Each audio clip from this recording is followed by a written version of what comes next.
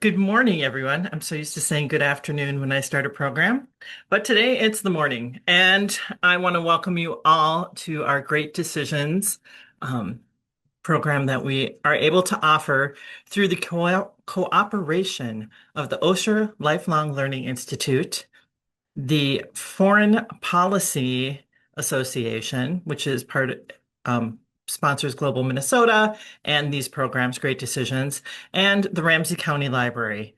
We're thankful to all of these organizations for making something like this be able to happen. A few things. Today's talk is on ruptured alliances and the risk of nuclear proliferation, which is quite a mouthful when you haven't had a full cup of coffee yet today. And our speaker is Alan Carlson. A few things about Alan. He was a U.S. Foreign Service officer from 1987 until his retirement in 2012. In 1991, he was the state representative to the U.S. delegation to the LTBT Amendment Conference. You can clarify what that stands for later on. Which is the aim was reaching an agreement on a CTBT. So lots of acronyms here, which he can also explain. He drafted the initial White House reports to Congress on progress toward regional non-proliferation in South Asia in 1993 to 1994. He was a senior advisor to the U.S. delegation to the Conference on Disarmament in Geneva from 2007 to 2010. And in that role, he served with the new U.S. negotiating team that concluded the New START treaty between the U.S. and Russia. He was also with the international team of experts that inspected the closure and dismantlement of France's nuclear weapons material production installation at Marcol or Marceau, one of the two.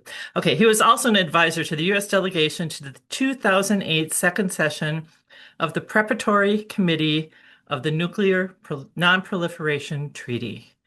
So he knows a thing or two about this. So without any further ado, I'm going to hand things over to Alan. Thank you very much, Kay. And thank you for the introduction.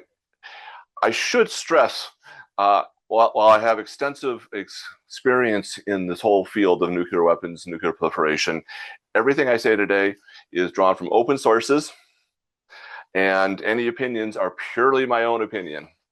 But I'm happy to see that there's lots of interest and in this topic, and I'm very happy to share my experience and insights with you today. I'm going to go ahead and share some slides with you folks while I'm doing the presentation. That's a little more interesting than looking at me and my books. So let's go ahead and do that. You should now see my slides, starting with a polar bear. Why a polar bear? Well, today happens to be International Polar Bear Day, and I wanted to start on a lighter note than the rest of this talk, which is a little heavy. But we're going to go right into that. We can come back to the polar bears later. Let's get this. That is Hiroshima. 80 years ago, 2 atomic bombs were dropped on Japan. With no defense, no possible answer to such instantaneous devastation, and the threat of more, Japan surrendered unconditionally. The Soviet Union, already aware from its own physicists and spies of the new weapons of Einstein's nightmares, responded the only way that would preserve its independence, its own nukes. A-bombs in 1949, H-bombs in 1955, both just a few years after America pioneered the soon-to-be well-worn trail to nuclear proliferation. Long-range bombers were rapidly complemented by ICBMs and subs with missiles. We had a constant drumbeat of nuclear tests on land, over the sea, in the air, even in space. The attraction of nuclear weapons, or better yet, the fear and compulsion for a state to have nukes of its own, has waxed and waned over the past 80 years. not just for the US and USSR. Britain, France, Red China, all deployed nukes. Worry and paranoia grew. Media reflected the times. Movies like On the Beach, Failsafe, Dr. Strangelove, pictured here, The War Game, BBC, and the music of Tom Lehrer, We Will All Go Together When We Go, and So Long, Mom, a song for War III. There's even a documentary in 1957, A Day Called X, how Portland, Oregon planned to respond to a nuclear attack. Those movies and songs focus on nuclear apocalypse. Now, two of Lehrer's songs focus more narrowly on our topic today, alliances and nuclear proliferation. The MLF Lullaby and Who's Next? Who's Next is even mentioned in our essay. The possibility of war, nuclear war, and the perceived near certainty of nuclear proliferation to additional countries was pervasive in the early 60s. An additional term is useful here: horizontal proliferation, the spread of nuclear weapons to states or other entities that don't currently possess them. That implies another very useful term, to which I will return later: vertical proliferation. Vertical is the increase in quantity or sophistication of nuclear weapons by states that already have them. That can be more weapons, development of new types of warheads, or improvements in delivery systems. Those aren't my definitions. Those are those from the U.S. Nuclear Regulatory Commission.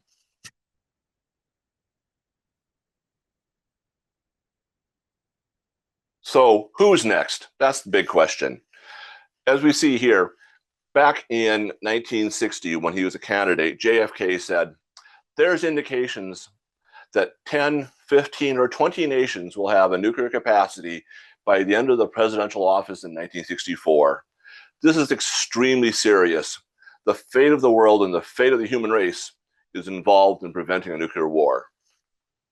JFK was not alone in his estimates, but we have never seen more than 9 nations possessing nukes simultaneously. And that's fairly recently, in the 90s, not 2000, not 1964. But there were a lot more programs, perhaps 30.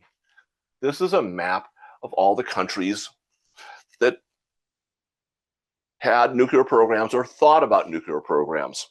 The colors are various, mean different things, but any country that's colored in on this map had, has, or thought about a nuclear weapons program. So what happened? Why don't we have weapons in all of these states? What changed? Or what did JFK and others not take into account? Was it just that hard to develop and build nuclear weapons? Not really. The science of fusion weapons is not secret. At least 5 countries independently figured out the Teller-Ulam configuration, named after a couple scientists, behind almost all H-bombs. And that's the only known path to weapons with a tested yield of over 1 megaton. Fission and boosted fission weapons are even more straightforward. Way back in 1976, an underachieving junior at Princeton wrote a 34-page paper on how to build a functional, if basic, fission weapon for $2,000. His sources were his class textbook and 2 unclassified government documents. He got investigated by the FBI. Now, the designs themselves are still highly secret. They're not top secret as such in the United States. They have the odd name restricted data. And to have access to those designs is confined with the now notorious Q clearance. Historian Alex Wetterstein has said that about 90,000 people held a Q clearance in 2021. Compare that to 1.5 million people who have a top secret clearance. Now, a potential significant obstacle, which we'll come back to again, was identified early: creating enough fissile material for your bombs without those large facilities necessary discovered and potentially attacked and destroyed. Yet kinetic counterproliferation by itself can only delay, not end, a nuclear weapons program. As a general rule, ending a nuclear weapons program requires the sponsoring host nation government to make a positive decision for termination. The development and deployment of nuclear weapons also pose a financial challenge. Not insurmountable, but significant enough to affect program decisions. So as a result, nuclear weapons have to date only been developed and deployed by wealthy, powerful, and most of all, determined states. States that saw possessing nuclear weapons as indispensable, as absolutely necessary to national security. It's estimated that between 1940 and 1996, the U.S. spent at least $5.8 trillion on its nuclear weapon programs. That's about a third of all U.S. defense expenditures in that time, including wars. Korea, Vietnam, Iraq, World War II, a third.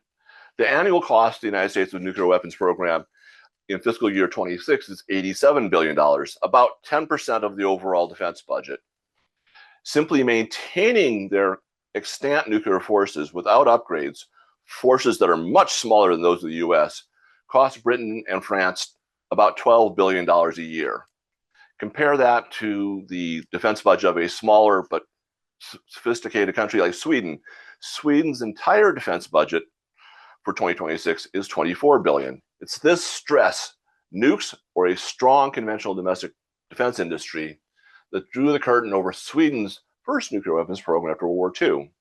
Sweden had a nuclear weapons program for 20 years, from 1945 to 1965, and we're 6 months away from deploying a nuclear weapon when they ended the program, according to a public CIA estimate. So the hurdles to a national nuclear weapons program are high, but not insurmountable. But the weapons did not extensively proliferate during the Cold War, and the spread was slow in the first decades after the fall of the Berlin Wall. We can find another answer in the Western alliances led by the US, NATO, and with Japan and South Korea, and even the tacit partnership with Taiwan.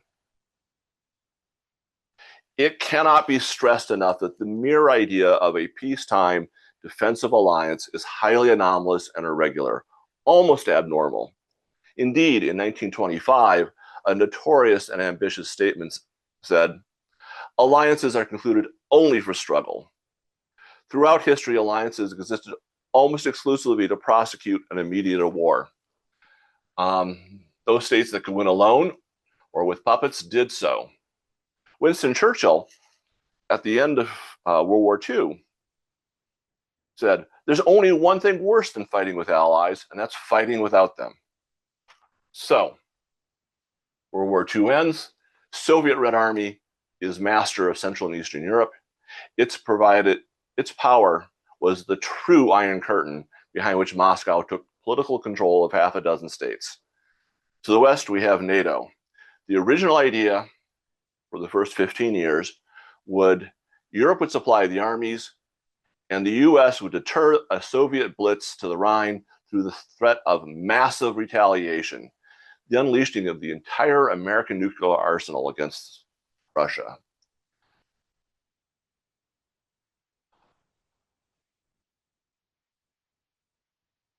Alliances backed by nuclear weapons were themselves the answer to more states with more nukes. But again, this is really odd from a historical and philosophical and political sense. Why would one state risk so much for another, especially as that approach played out so badly for so many states in World War I, only 30 years in the past? Much of that lies in what state and which leader made the guarantee. US President Eisenhower, Ike, who missed combat in World War I, wasn't on the front lines in World War II, but did recognize the rising, overwhelming costs of war and the invaluable role and aid of allies. Allies that in times of peace were also economic partners and like-minded political associates. Ike said, "It's worth it. We're going to put the United States on the line for Europe." But massive retaliation was not credible once the US began to deploy a significant nuclear force, especially one that could reach targets in the US. De Gaulle asked JFK in 1961, "Are Americans willing to trade New York for Paris?" In the 1960s, beginning with JFK, a graduated response was planned and implemented. If the Soviets invaded, they'd fight back with conventional armies, then limited nuclear strikes, and only then Armageddon. Secretary McNamara called that a third of the Russian population and half of its industry. In the second stage, limited nuclear strikes, nuclear weapons delivered by NATO allies would figure very largely nuclear sharing. And that's where this map comes in. US weapons delivered not by the US, but by its allies. Currently, 5 states in NATO are positioned and trained to deliver US nuclear weapons with their own aircraft. That's in the Netherlands, Belgium, Italy, Turkey, and the UK.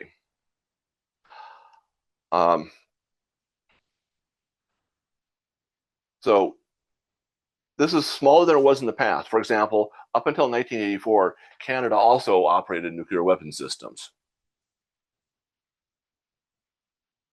The US also based nuclear weapons in Japan, South Korea, and Greenland. The USSR responded, and it had nuclear weapons in East Germany, Czechoslovakia, Hungary, Poland, Mongolia, briefly in Cuba, and possibly briefly in Egypt. So what we had here was, instead of countries developing their own nukes, you had alliances backed by and explicitly incorporating nukes, so they didn't need to have their own weapons. That's called the nuclear umbrella. For those states covered by the umbrella, and many, not all of the even greater number of states left uncovered by the American and Soviet weapons, the push to curb proliferation grew stronger. I'm getting a little ahead of myself, though. There's 2 threads to the proliferation story. One is weapons in more states. The other is the pushback, the rejection of possible Armageddon. That started even before the first device was tested. Here, the Trinity test at White Sands in New Mexico in 1945, which saw a number of researchers from the Manhattan Project resign for ethical reasons. Another great statement here from Bertrand Russell. Prospect for the human race is somber beyond all precedent. A great deal of new political thinking will be necessary if utter disaster is to be averted. Russell wrote this actually between the bombings of Hiroshima and Nagasaki. So the risk of nuclear war was perceived quickly.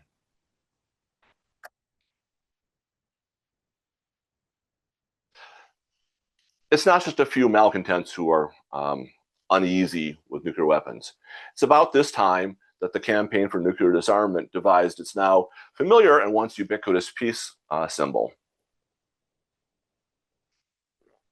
In Japan, the 1954 US tests in the Pacific, Castle Bravo, shown here, refocused attention on nuclear testing.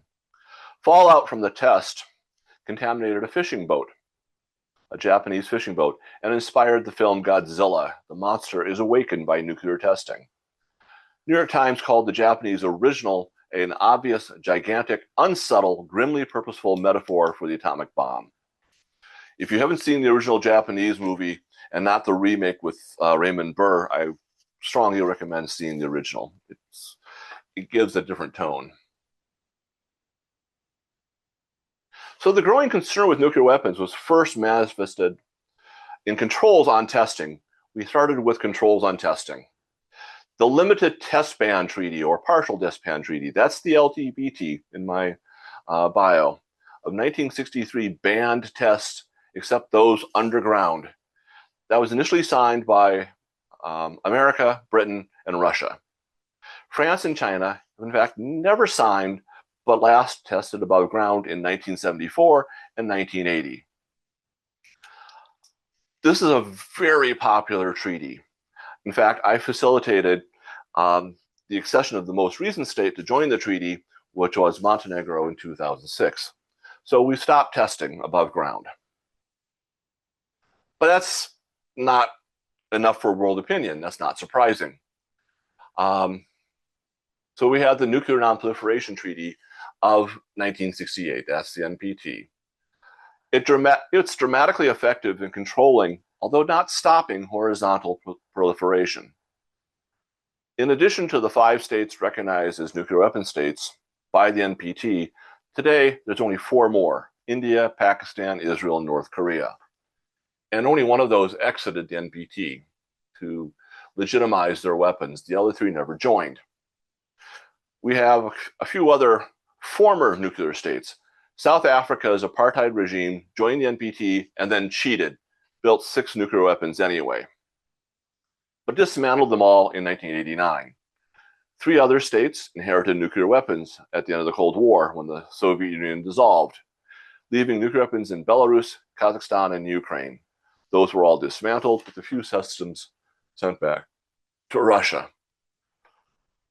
Since 1970, 191 states have adhered to the NPT, and only 1 has purportedly exited. In over 55 years, only 4 states and no non-state actors have purposely crossed the nuclear threshold.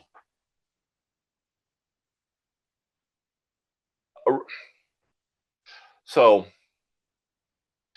we have a condition now where we have international law saying no proliferation. But non-nuclear states, especially those not covered by a nuclear umbrella, have been beyond disappointed with the nuclear weapon states' efforts to comply with Article 6 of the treaty, which says that all of the parties to the treaty are going to pursue negotiations to end the arms race at an early date and to disarm their nuclear arms. There has not been general nuclear disarmament. Now, the US and the Soviet Union and Russia have greatly reduced their nuclear arsenals from the Cold War highs. As you see here, the United States reached its peak around 1967. They had 31,000 warheads in 1967. In 2024, they had 3,700, with 1,800 deployed. The USSR had 41,000 warheads in 1986 and have also declined. Now, one intriguing part of disarmament that I really like is the megatons to megawatts program. As you can see here, for 20 years, 10% of our electricity was generated by basically burning up Soviet nuclear warheads as fuel in US power plants, destroying 20,000 warheads in the process.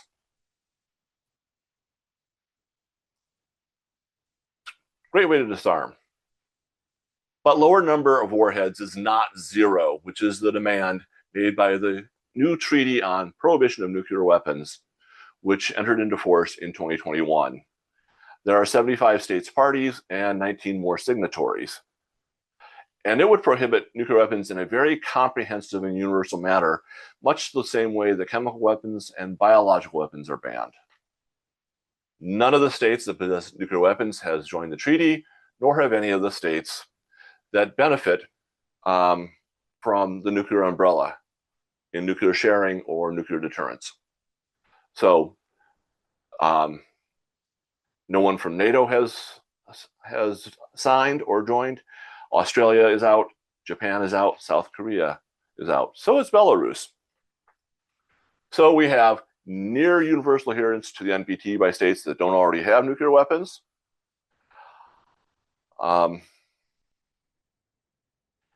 So what's the issue here?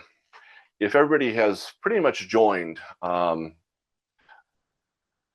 why is there a risk of nuclear proliferation besides Iran, which has had an advanced nuclear infrastructure, which is sometimes called a latent nuclear capability? I want to mention that Iran is a case of its own, sui generis. Discussion of Iran could consume all the time we have today. But even more so with China and North Korea, the status of any possible current nuclear weapons program in Iran is extremely opaque. 3 points. Iran officially suspended its formal nuclear weapons program in 2003. Despite the damage inflicted by the strikes last summer, Iran's ability to rebuild its nuclear program is still a political decision influenced by diplomatic relations, particularly with the US and Israel. And finally, the International Atomic Energy Agency, IAEA, has not been able to verify the current status of Iran's HEU stockpile since the strikes, because Iran has blocked them. So that's a great example. It shows us one issue, that of horizontal proliferation, additional states getting nukes. States that do not possess their own robust nuclear force, or which are not closely allied to a major state which reliably shields it with nuclear umbrella, are increasingly exposed to external hostility and even aggression, often military force, often from one of the major nuclear states. As far back as 1960, neither France, a former ally of the United States, nor Israel, a tacit but strong ally of the United States, has seen America as a reliable nuclear guarantor. They sought and gained nukes. So did India and Pakistan. On the other hand, so that's the nuclear deal for Iran. On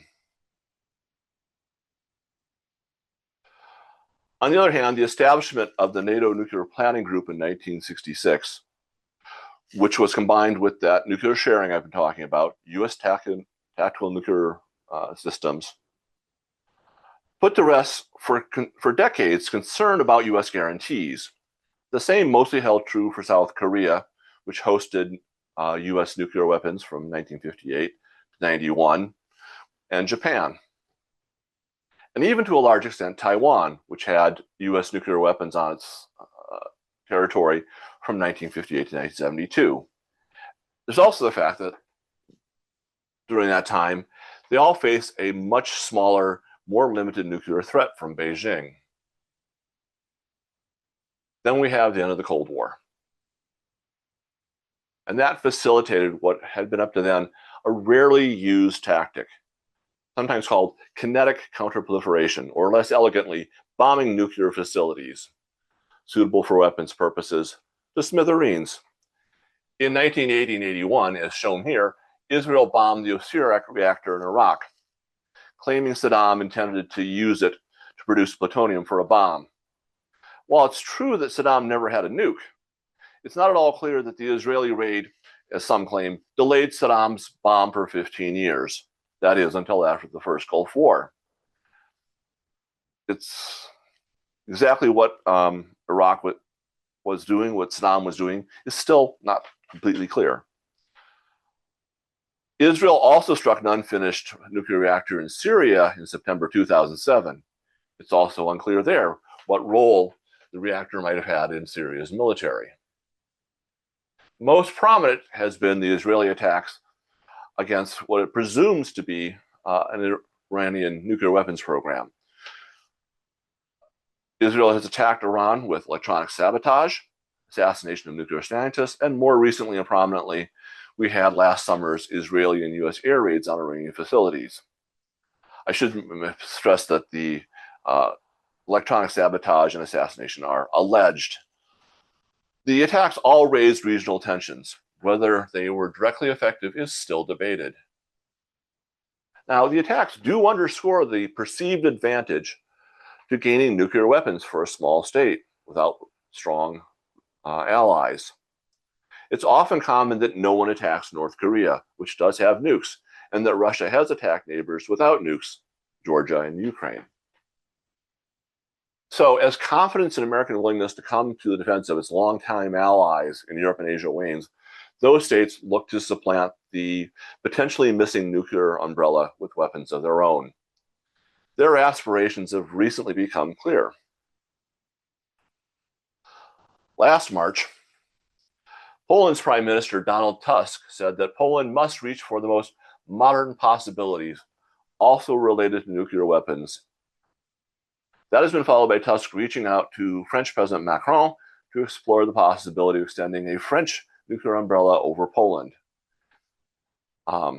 At the time, a year ago, Poland's then president proposed exploring the possibility of stationing American nukes in the country, nuclear sharing, which has existed for a long time elsewhere in NATO, but has never been extended into the newer members. Earlier this month, just this month, President's new president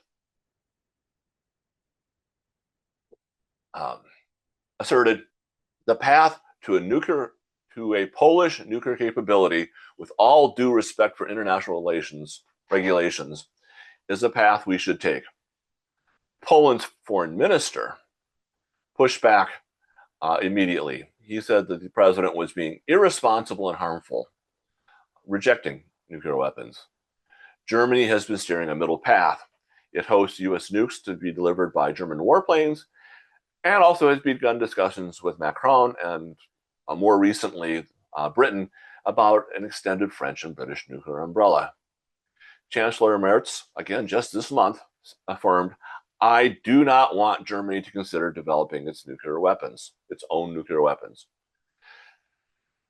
Now, I want to bring up a headline from American news to underscore the care that has to be taken in reading the news about these developments. The New York Post, reporting that story that Germany was talking to Britain and UK about British and French weapons being extended as a nuclear umbrella over Germany. New York Post said, Germany may develop its own nuclear weapons with EU allies. That's not what happened.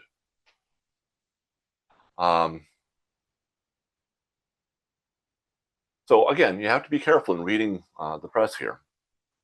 Now, the Nordic and Baltic states, many of whom share a border with Russia, have been reassessing many of the arms limitations that they've taken on, such as bans on cluster munitions and landmines.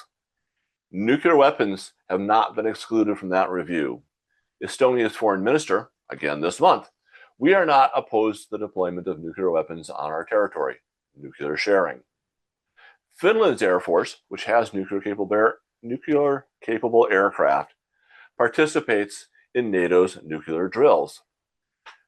Now, Finland's domestic law, stemming from its long post-war history of neutrality, bans nuclear weapons from its territory. But President Stubb of Finland has said, maybe we should revoke that law. So, Finland, most dramatically for the region. In January, a serving Norwegian military officer asked, is it time for a Nordic nuke? He asserts Denmark, Finland, Iceland, Norway, and Sweden ought to consider how to provide for their own nuclear protection. He quotes the former Danish Social Democrat foreign minister, Kofod, as saying, a Nordic nuclear deterrent is an imperative necessity. The article concludes, the Nordic countries combined have the technology, industrial base, and fiscal discipline to create a fully independent nuclear value on par with that of France. It's an interesting idea, a Nordic nuclear weapon, but particularly in Norway, it faces strong headwinds with the populace strongly opposed to proliferation. For those interested in a deeper dive into this whole question, nuclear deterrence in Europe, I can recommend this article, Mind the Deterrence Gap, Assessing Europe's Nuclear Options. That was published, like a lot of these comments were, in connection with the recent Munich Security Conference, and you can find it online. The sentiment for a fully sovereign nuclear deterrent is perhaps strongest in South Korea, which had abandoned an earlier weapons program in the 70s under heavy US pressure. Washington said, if Seoul keeps the program, the US is going to withdraw its troops and its nukes. Now, of course, the US nukes are gone anyway, as I mentioned, and President Trump has threatened to pull out the troops. And Pyongyang has, in the meantime, gotten its own nukes, so support for the nuclear option is very high in the South, with clear majorities to supermajorities in favor. Um, South Korea has the delivery systems, missiles, and aircraft available now, and could have a deliverable nuclear weapon in 1 to 3 years. So that's a real risk there. Situation in Japan is a mirror to South Korea, albeit a funhouse mirror. Japan's nuclear infrastructure, Japan has a very large, highly advanced nuclear system. And it has been said that Japan is but a screwdriver's turn away from having a nuclear weapon. In other words, if it makes it, as soon as Tokyo decides to have its own nuke, it will have one. It's very dependent, Japan is very dependent on US extended deterrence. And it's based on the 1960 US treaty. But it keeps the nuclear option open. But of course, popular opinion in Japan is very strongly against exercising the option. They remember Hiroshima and Nagasaki very well. So that's horizontal proliferation. And that's very difficult to disguise now. In particular, production of sufficient nuclear material requires large and significant infrastructure. Now, this here was the French reactor at Marcoule, where about half of France's weaponized plutonium was produced. That's a big reactor. It's also a big complex. That's about 45 acres right next to a river. Now, this is an earlier aerial photo. If you go to Google Maps today, you'll find this whole area is blurred out. But it's not difficult to find the picture or the installation. They also kick off a lot of heat, which is why they're built next to rivers. Increasingly, what is hidden is first and foremost intent. And once intent is out of the bag, the effort is to hide the scale of weaponization. How many weapons do you have? So this is all horizontal proliferation. It's a big concern. It's a real threat to global nonproliferation and deserves a lot of attention from policymakers and the general public. But there is literally another dimension to the problem, which we call vertical proliferation. That's increasing the quantity or sophistication of nuclear weapons by states that already possess them, expanding nuclear arsenals, development of new types of nuclear warheads, or improvements in delivery systems. Again, that's the official NRC definition, and focuses on actions that can be seen as destabilizing. I want to add another factor that is seen by experts as potentially disruptive, namely missile defense. Now, this gets tricky as it gets into second order effects and theories of why no nuclear weapons have been detonated in war since 1945, which is sometimes called deterrence. But we don't really need to address those effects or deterrence theories to examine the current potential for vertical proliferation. As is well known, US and Russian nuclear arsenals were constrained for years, until earlier this month, by a host of bilateral arms control agreements. Termination of those succession agreements have enabled and fueled vertical proliferation with the introduction of anti-ballistic missile systems, ABM, and the return of ground-based intermediate range missiles, and the conclusion of the New START treaty. Already back in March of 2018, Putin announced a whole host of new and previously banned delivery systems. I'm going to, if people want me to go back over this, I can go into it later. But it's very destabilizing. I want to point out one weapon in particular, which is the Oreshnik. It's a high-speed, intermediate-range ballistic missile. Can be armed with conventional warheads, as used against Ukraine, or nuclear warheads. This weapon and its predecessor was banned and would have been banned by the INF Treaty. the treaty that Reagan and Gorbachev reached in '85 to ban medium-range weapon missiles from Europe. Ending that treaty, which President Bush did in 2002, opened up a new area for nuclear competition. Now, like the United States, Russia holds a large number of non-deployed strategic warheads in reserve. With New START expired, there's no bar to uploading those on extant and future missiles. At the Conference on Disarmament in Geneva on February 6th, U.S. Undersecretary of State Denano stated, the United States also retains non-deployed nuclear capability that can be used to address the emerging security environment, if directed by the President. Such actions include expanding current forces, diversifying our capabilities, developing and fielding new theater-range nuclear forces, and adapting our extended deterrence posture as necessary. So,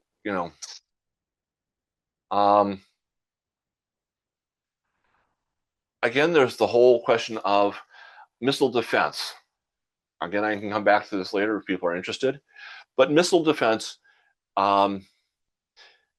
is a very has been seen all the way back to 1968 as very destabilizing and potentially increasing the risk of nuclear proliferation, vertical proliferation.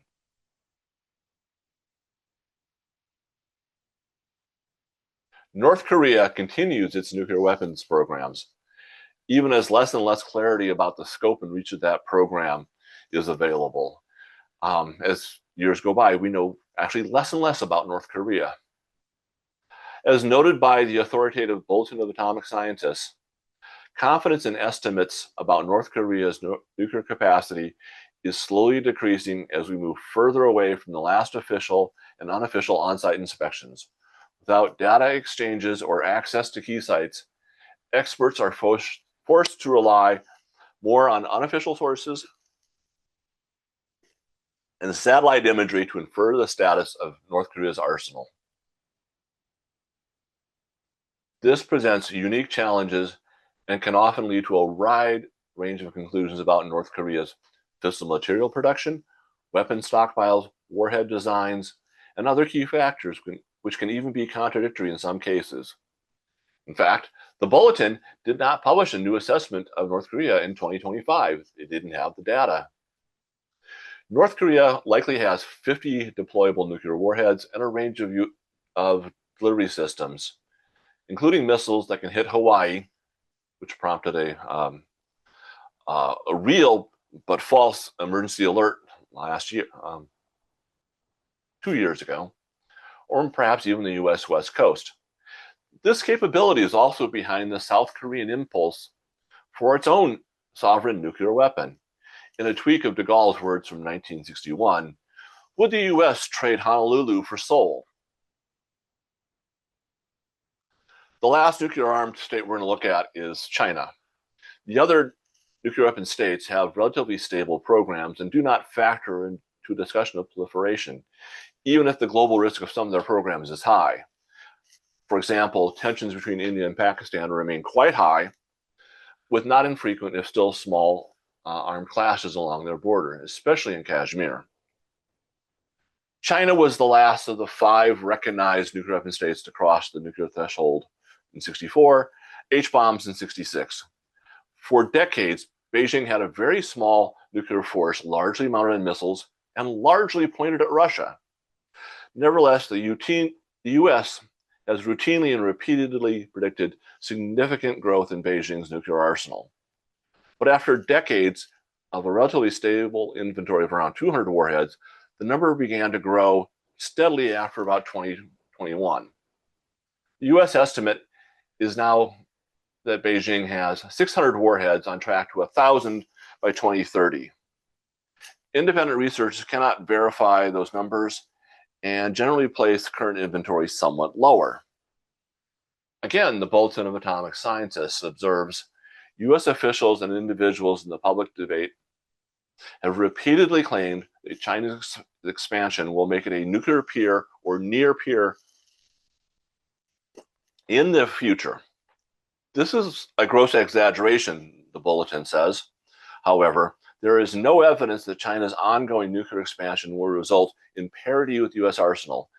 Even the worst case projection of 1,500 warheads by 2035 amounts to less than half of the current U.S. nuclear stockpile. But China has a very robust nuclear weapons program. They are focusing on smaller, more accurate weapons that can be delivered over longer, even globe-straddling distances. Not just Russia. Their missiles are also becoming more survivable as it moves away from liquid-fueled missiles that were stored in silos and even caves close to the coast to solid-fuel missiles in silos in northwest China and on road mobile launchers and a handful of missiles aboard subs. They also are continuing to research and maybe even develop missile defenses. Now, that's a lot to consider. And as you can probably tell, I could go on much longer and deeper, but I want to stop there because I want to hear your comments and questions. And then before I drop my slides, I have another picture of some polar bears for you. And I'm now open for your questions and comments, and I appreciate your attention throughout this presentation. Okay. Well, the first question that we got was, could Israel use a nuclear weapon against Iran? Could Israel use a nuclear weapon against Iran? That's a very good question. Israel has, how do I want to cover this? Israel has stated repeatedly that it will not be the first to introduce nuclear weapons into the Middle East. This depends on an interesting definition of the word introduce, which they functionally define as they will not openly test or openly deploy nuclear weapons in Israel. So if you ask an Israeli official, do you have nuclear weapons? They go, well, we're not going to be the first to introduce them. If you ask outside experts like the Bulletin of Atomic Scientists or the Federation of American Scientists, Israel probably has about 90 nuclear weapons, which they can deliver with airplanes, missiles, and missiles based on submarines. They have the warheads, they have the missiles, they have the aircraft. They could conceivably strike Iran. Whether they do so, that's a political decision, and I hope the answer is no. Okay. How does the advent of hypersonic missile technology change the entire picture of the nuclear arms race going forward? Hypersonic weapons. The definition of hypersonic is a little odd. Technically, if you ask an aviation expert, hypersonic is anything that goes Mach 5, 5 times the speed of sound or faster. By that definition, all ICBMs are hypersonic because the Minuteman missile, the Trident missile, their Russian counterparts, the Israeli counterparts, all move at about Mach 20. So what's the big deal about hypersonic? Especially since that's a lot slower, just 5 or more. The definition, the concern about hypersonic missiles is not simply their speed, but that they're more maneuverable and that they could be maneuvered around a missile defense system. As we've seen with attacks against Israel, attacks against U.S. bases in the Middle East, attacks during the Gulf War, missile defense is increasingly sophisticated and can intercept, to a limited extent, missiles that are in flight and warheads that are in flight. But they do that by looking at, especially ballistic missiles. Ballistic missiles, by definition, follow a predictable path. That you launch up here, they go across, and they land over there. And so when you're firing an interceptor, You just hit it where it's going to be. Well, if that warhead or missile can maneuver, it can dodge and makes prediction much more difficult. And that's the concern, really, is that you won't be able to intercept the warhead. And against a small launch where you have some real capability to intercept, that raises the risk that a small launch of weapons against a country with a robust missile defense will actually get through. That's the risk. Okay. How many nuclear bombs are needed to destroy our enemies? Why have more than that in a stockpile? Um,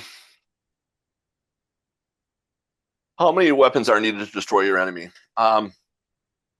In part, in the past, a lot of these systems were highly inaccurate.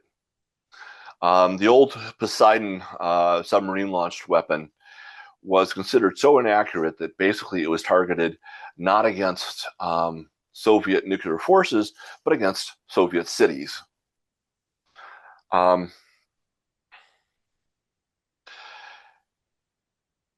And so there's a whole panoply of calculations that go into determining how many weapons do we need to hold the other side at risk, which also comes back into this whole question of deterrence. How big a threat do we have to pose to them to deter an attack? Some of it also comes in the questions of, are we going to strike first, or are we going to have a stance where we only do a second strike? We only respond to a nuclear attack on ourselves. If you're only going to respond to a nuclear attack on yourself, you have to have more weapons, because some of them will get destroyed if you ever launch them. So it's this huge panoply of calculations. Clearly, 30,000 was too many. There are a lot of people who say 1,500, the current limit, is not enough. There were other studies done during New START that said the United States could reduce its nuclear weapon stockpile to 700. And still be guaranteed of deterring any attacks against itself. The numbers are all over the place. And that's part of what causes these large increases. I note that historically, only the United States and the Soviet Union and Russia have ever had more than 1,000 nuclear weapons. So that seems to be a limit that most countries think is enough. There are also studies that say that nuclear winter, especially in the case of an exchange between India and Pakistan, the nuclear winter could be sent off by as few as 100 nuclear weapons. So technically, there are scenarios where 100 nuclear weapons is enough to pose a threat to all viable human life on the planet. And this kind of gets us back to the theory from the 1950s, where a prominent nuclear scientist in the US said, let's not build thousands of nuclear weapons. Let's just build one huge, massive nuclear weapons, I think it was 10 gigatons, 5,000 times the size of any other nuclear weapon. And we just say, you attack us, we're going to set this off. We'll kill everybody with one nuclear weapon. So the kind of the mathematics of horror and terror, and the mathematics are very difficult to figure out. Okay. Personally, I argue for 0. What about nuclear weapon proliferation can we be optimistic about? Is there anything? Anything optimistic about nuclear proliferation, horizontal or vertical?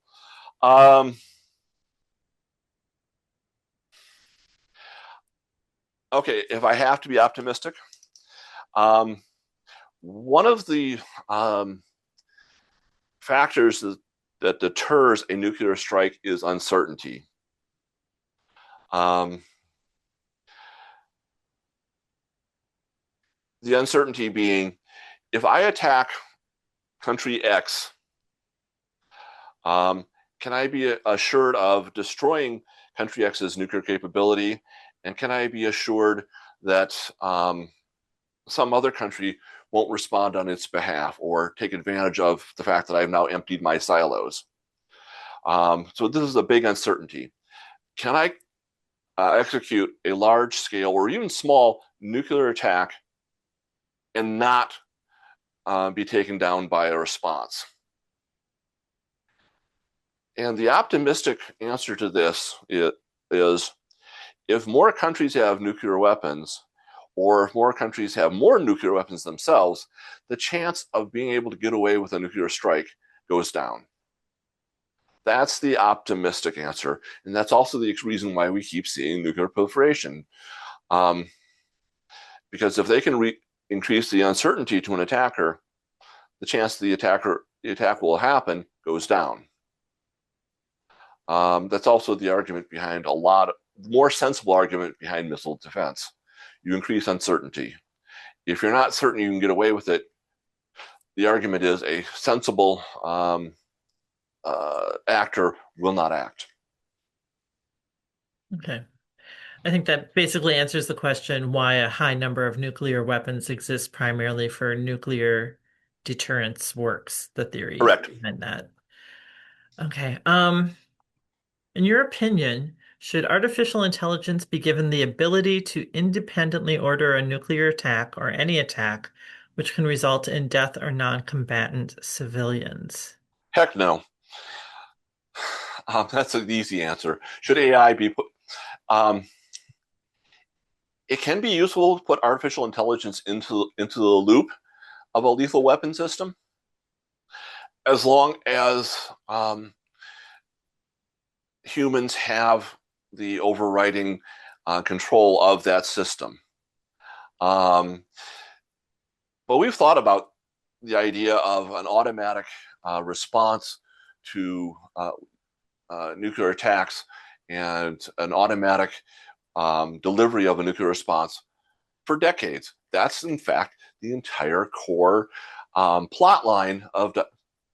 Okay, if anybody has never watched Doctor Strangelove from 1964, Kubrick's great movie with Peter Sellers, and wants to watch it and not have any spoilers, mute your audio for, I don't know, 30 seconds. I'm going to do spoilers. Okay. The spoiler to Doctor Strangelove, the core to Doctor Strangelove is that a single U.S. nuclear weapon is going to be delivered against Russia by mistake. That will set off a doomsday device, which will destroy all human life on the planet. So this has been a risk for decades. And in about 10 seconds, anybody who did mute can come back on. Come back on. Artificial intelligence to launch nuclear weapons is extremely dangerous because the chance that you're going to program it correctly in all circumstances is extremely low. We've risked nuclear war any number of times where humans have seen what looks like a nuclear attack, and then somebody intervenes and says, nope, it's not a nuclear attack. Let's not launch ours. Cuban Missile Crisis, a Norwegian meteorological rocket in the 80s, people putting training tapes on by accident. Unless you have a human in the loop to override an AI decision, the risk goes way up. Yeah, you could even argue the plot for the movie War Games Correct, but I've is. never seen that actually. Oh, you should. I should. I know it seems like it's a teen movie, but it does address some of this because it's artificial intelligence can improve maybe the calculus of deterrence, but shouldn't be in charge of making the decision. Absolutely correct. So, um, okay. So in terms of deterrence, uncertainty would be a sensible actor will not react. But what Correct. about when we have unsensible actors? That's an incredibly high risk. Because, Um, most nuclear weapon states, I think, have programs in place to keep nonsensible actors out of the decision loop. It's one reason why um, the U.S. Minuteman missile requires two officers to simultaneously turn keys at a distance where, to initiate the launch system. Um, so that one rogue missileer can't go, I'm going to launch a nuclear missile today. His buddy would have to agree with him, and they'd have to have access to a lot of other things. It's why we have, since the early 1960s, something called a permissive action link, where a code has to be inputted into the system before the system can be armed. Those are good. They're helpful. It doesn't help that for the first 15, 20 years that the U.S. Air Force had permissive action links in their Minuteman missile, it was a 8-digit code that had to be inputted. For the first 15 or 20 years, the 8-digit code was 0000000.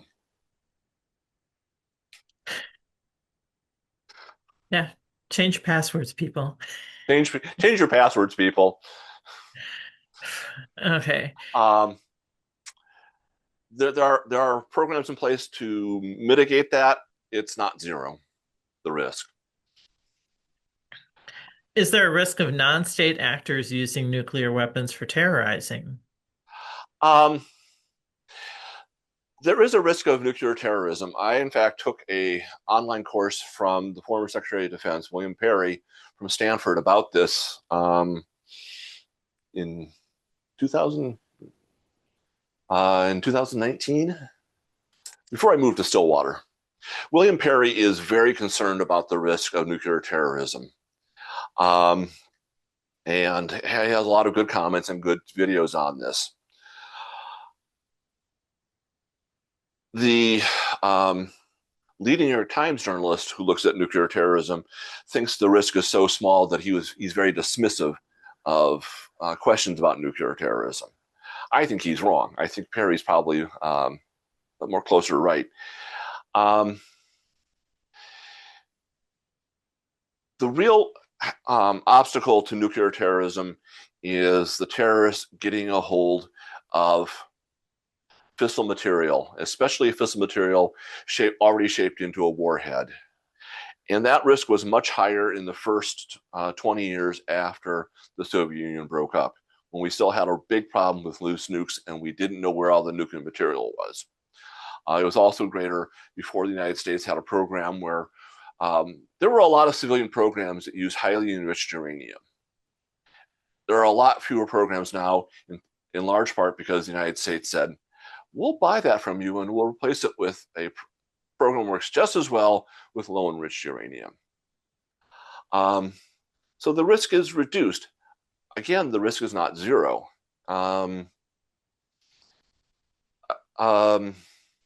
Again, former Secretary of Defense William Perry has a lot of thoughts about this. It's what we call a low risk, high damage scenario. The probability of happening is very low. The destruction and damage, should it happen, is very high. Oh, It's the risk is small. It's not zero. okay. Um, Feeling this ties in a little bit. What about dirty bombs? Dirty bombs. Dirty bombs is simply spreading radioactive material and just contaminating an area with radioactivity. Um, Again, the control of radioactive materials has gotten better. You get fewer and fewer stories of somebody coming across nuclear waste from a hospital, uh, any other valid reason to use nuclear materials, um, just coming across it and then contaminating themselves. Um, there was a wonderful story out of the Republic of Georgia shortly after the end of the Cold War. They found a large amount of nuclear material, basically poisoned themselves and died of radioactive poisoning. Used to happen a lot in South America. It's a risk, but again, controls have gotten much better over all sorts of nuclear waste. And it's a smaller problem. There's also the fact that nuclear a dirty bomb simply contaminates an area with reactivity, which will go away over time, and is perhaps not the optimal way to carry out a terrorist attack. Again, a risk. It's less than it used to be, and not a high damage outcome. Having to stay away from a couple of city blocks for several months, several years is a lower risk than killing thousands of people. Okay. So do you believe the current risk of a nuclear disaster is currently at the lowest point in the nuclear age? Is it at the Disaster. yeah? Um, I would state that the lowest risk was probably in 2016. A lot of the controls over loose nukes were in place. A lot of controls over civilian use of highly enriched uranium were in place. A lot of fissile material production by nuclear weapon states had been ended. You did not have a whole lot of new nuclear delivery systems in development. President Putin of Russia announced all of these exotic nuclear delivery systems in 2018. You also had the Iran deal in place, which would have ended Iran's production of fissile material for 15 years at least. So I would say the low point was probably 2016. Okay. Since then, a lot of controls have been lifted. Have you seen Catherine Bigelow's movie A House of Dynamite? House of Dynamite. I have not seen House of Dynamite because I don't really agree with the underlying hypothesis. Okay, then we can skip that question. I know But a do you lot have any about it. I haven't comments? seen it. Um, why would a country give up nuclear weapons given what happened to Ukraine and Libya? Um, it's a good question. Ukraine actually did receive what was called negative security assurances for giving up its nuclear weapons. Um, America, Britain, and Russia all said that we will honor Ukraine's sovereignty and borders and will not attack it conventionally and will not threaten the use of nuclear weapons against Ukraine. Putin violated that negative security assurance, which is one reason why the West had come to Ukraine's aid. It should not be confused with a positive security assurance, which is what we've extended to members of NATO, which says not only will we not attack you, negative assurance, but if you're attacked, we'll come to your aid, positive assurance.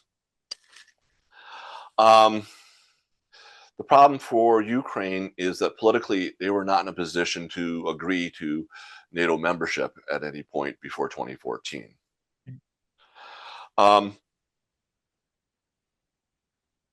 clearly, North Korea's possession of nuclear weapons is one reason it has not been attacked. It's also the fact that it lives in a better neighborhood. Um, South Korea is less likely to attack them than Russia is to attack Georgia or Ukraine. It's not a great neighborhood, but it's better.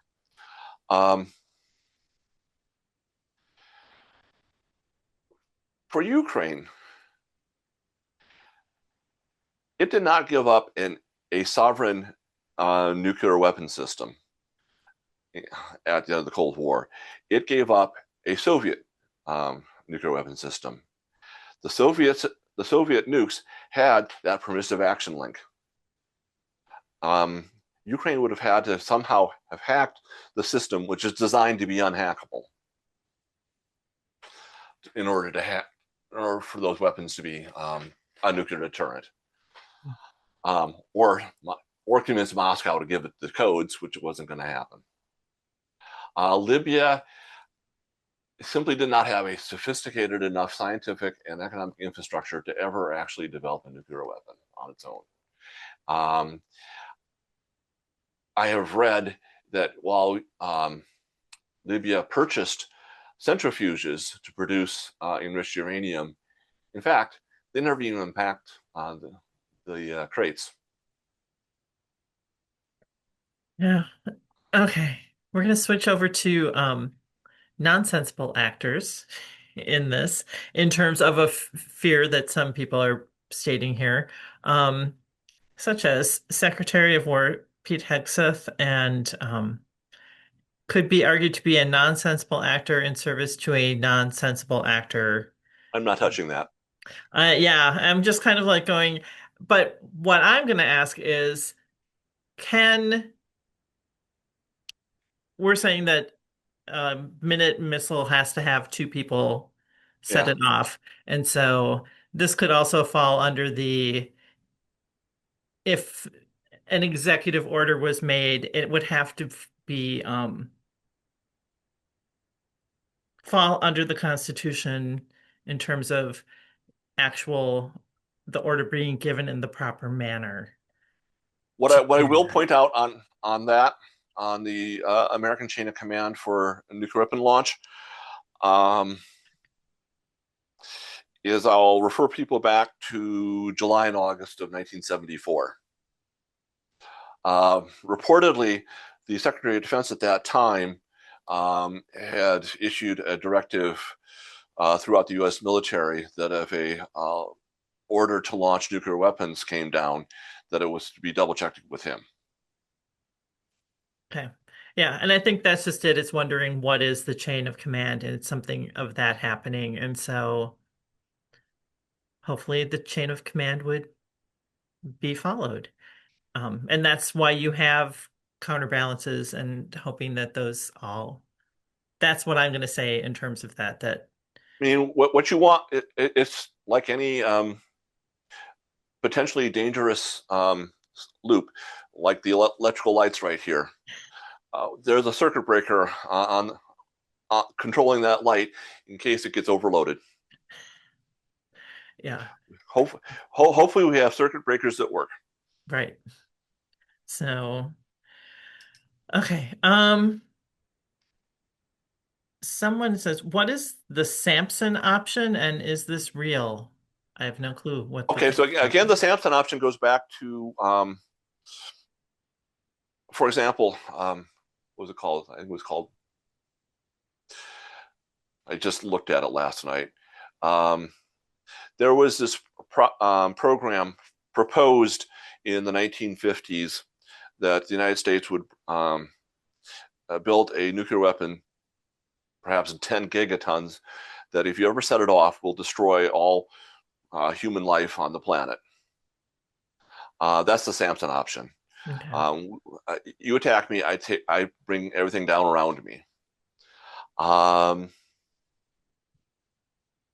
Again, it requires people to know you're going to do that and have confidence that you're going to do that. It's a possible approach. No one's really embraced it. We never built a 10 gigaton weapon. thank God. The biggest weapon Hmm. ever built was, it could have been detonated at 100 megatons. It was tested at 50. Um, that was a Soviet weapon in the early 60s. Um, it's kind of nutty. Okay. An interesting one here too. If a country utilized nuclear weapons in space, would how would that be different than an atmospheric attack? I don't know. So we have a very good example of what happens in 1962, 1963. Without looking up, I can't remember exactly which. We had Operation Starfish. Um, well to the southwest of Hawaii, the United States launched a nuclear weapon into space and detonated it in space, which is to say above 60 miles above the Earth, 100 kilometers, which is where space is determined to start arbitrarily. They set off a large nuclear weapon in outer space, and that's where we really discovered that an electromagnetic pulse is very damaging. Basically travels in line of sight. And for example, in Honolulu, which was hundreds of miles away, streetlights got knocked out by the surge of electromagnetic pulse, and other electrical equipment was damaged or destroyed. This has led to some very outre theories, including from Newt Gingrich, that, well, maybe North Korea will simply launch one nuclear warhead into space over the United States and knock us all offline, or a lot of us offline, destroy banking, the internet, so forth and so on. Um, that's one possible theory. It's not clear that's actually how it would work. The data isn't there since we stopped the testing in 63. Um, what it would cause is a lot of damage to satellites in near Earth orbit, um, and could be used to blind the satellites that we and the Russians in particular, and the Chinese to a lesser extent, use to let us know, hey, the other side just launched a bunch of missiles. Um, the real risk in a early, in a even a solo detonation in space is that if it's targeted on those satellites, do we have to take that as a warning that they're about to launch a major attack on us? Yep. They and us being, you can fill in the blanks. Um, it's attacks on satellites are very destabilizing. There are competing proposals on how to block that. Um, the American proposal is hated by the Russians and Chinese. The Russian Chinese proposal is hated by the Americans, and so nothing happens. Okay. Well, in terms of that, could you comment on our not extending the START treaty as proposed by Putin? So, by its terms, the treaty could not be extended legally after February this month. Um, it,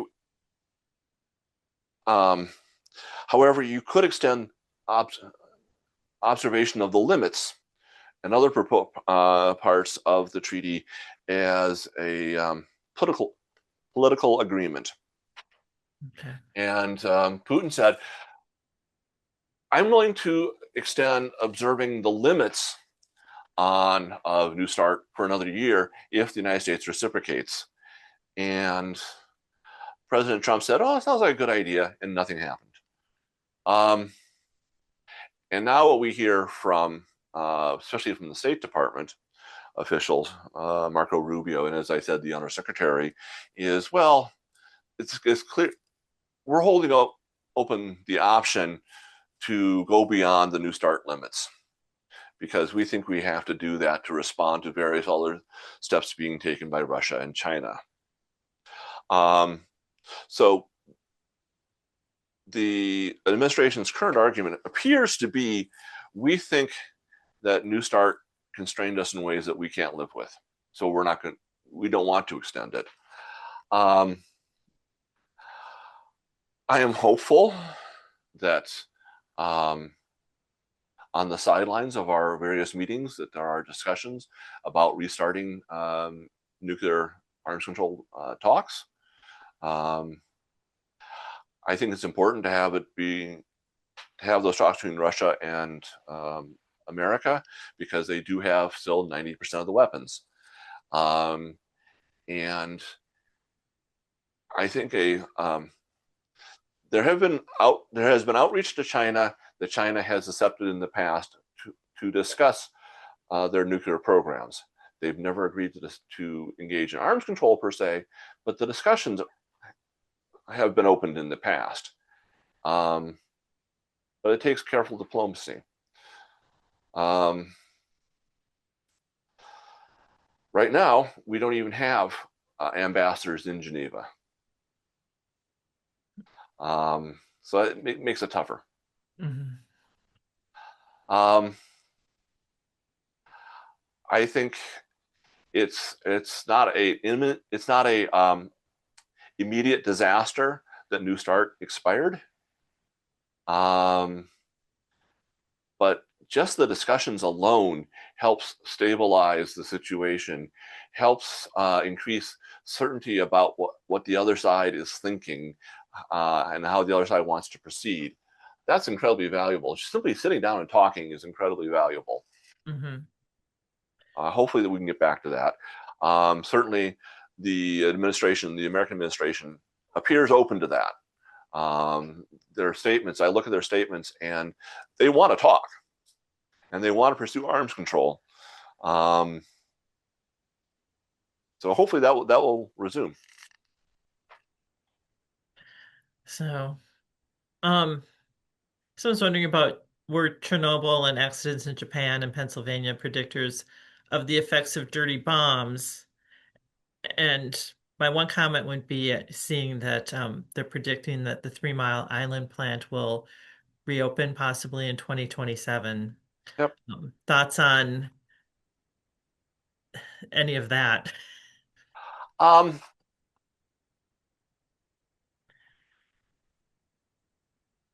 it points out that radioactivity has a half-life, and if you can control the amount of radioactivity that gets leaked into the atmosphere, you can recover from these nuclear disasters.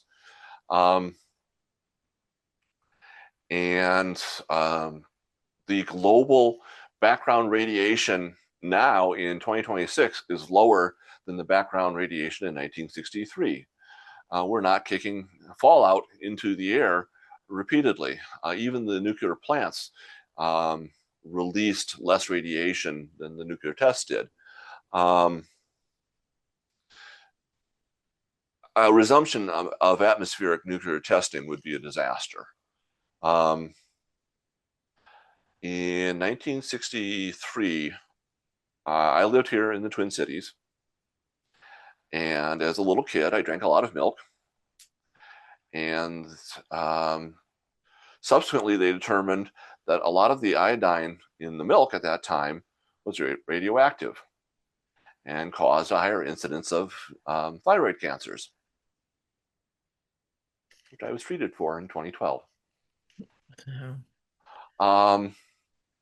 Radioactivity is an amazingly dangerous phenomenon.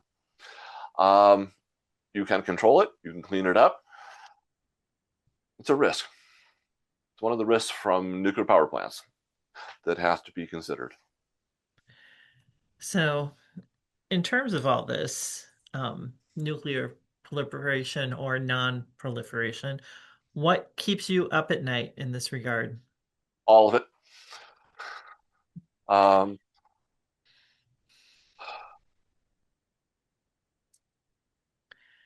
yeah, all of it.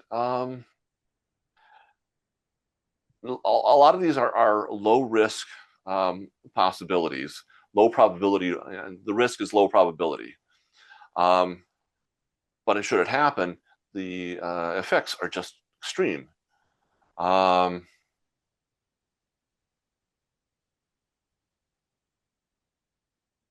I'm also reminded of another Secretary of Defense.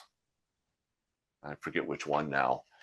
Sometime during the Cold War, um, in which he was called up by his aide at 3 in the morning and was told, "Well, we think we have confirmed launch of a number of Soviet missiles."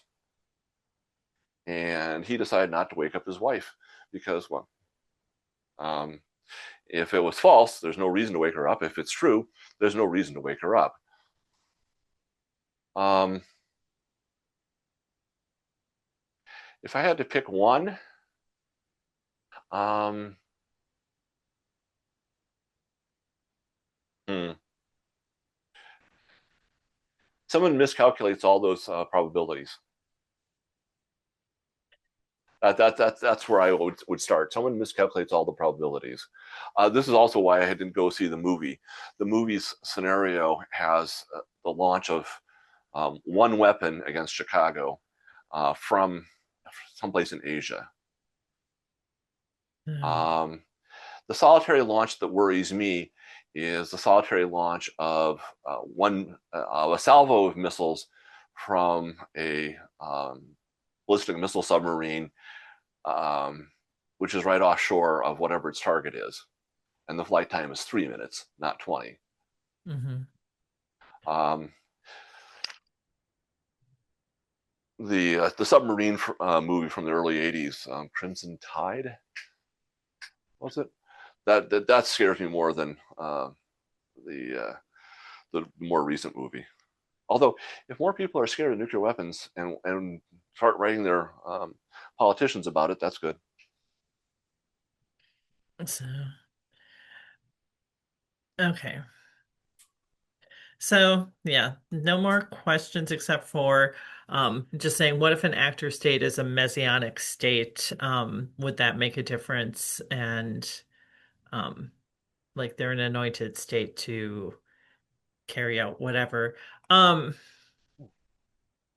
I I think there's deterrence in place from making them us not aware of them having weapons.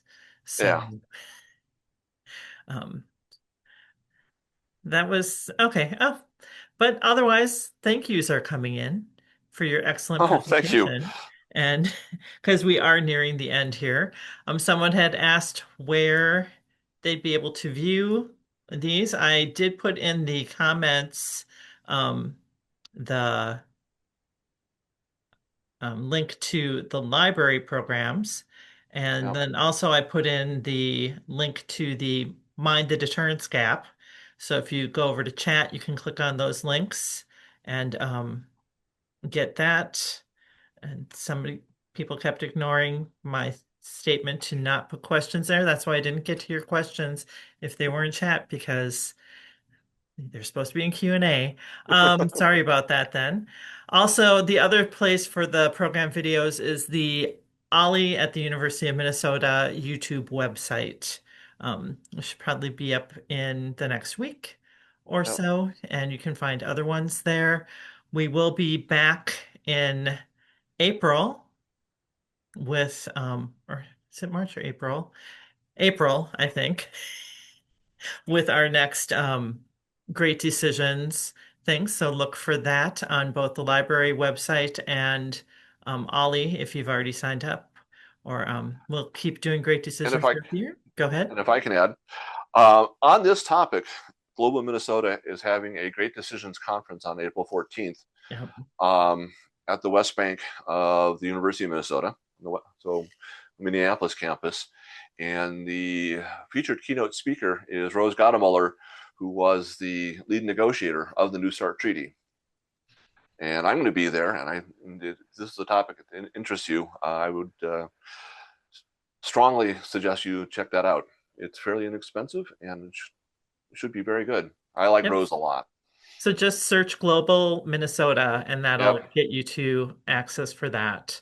So, but otherwise, it is now 11:30 and our Yep. 90 minutes are at an end. We thank you, Alan, for coming and Thank you. sharing your insights and your expertise on all of this. Thank you for all for coming and having a great conversation with your questions. Sorry if we didn't get to some of them. And then also go out, enjoy the great weather today, the sunshine, and have a good weekend, everyone. We'll see you when we come back in April.